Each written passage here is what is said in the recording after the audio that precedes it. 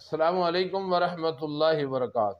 ناظرین اکرام، خدا نخواستہ آپ کسی ایسے مشکل کے اندر، کسی ایسے مشکل مقام کے اوپر پھنس چکے ہیں کہ آپ کے دائیں بائیں ارد گرد آپ کے دشمن جو ہے وہ آپ کے منتظر ہیں، گھات لگا کہ آپ کا دشمن بیٹھا ہے آپ کے لیے، اور آپ کسی دشمن کے احاطے کے اندر گر چکے ہیں، تو اس سے بچنا چاہتے ہیں تو آئیے قرآنی وظیفہ پڑھیے گا۔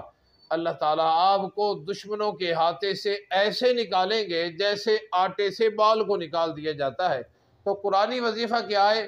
قرآنی وظیفہ یہ ہے کہ آپ نے سورۃ البقرہ کی آیت نمبر کی اس آیت کی تلاوت کرنی ہے۔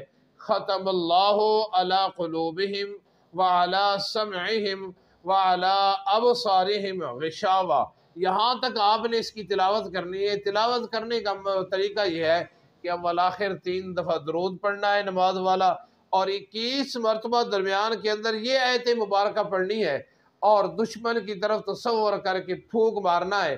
لیکن اس کی اجازت شرط ہے، اگر آپ اجازت نہیں لیں گے تو کما حقہ یہ آیت مبارکہ آپ کو فائدہ نہیں دے گی۔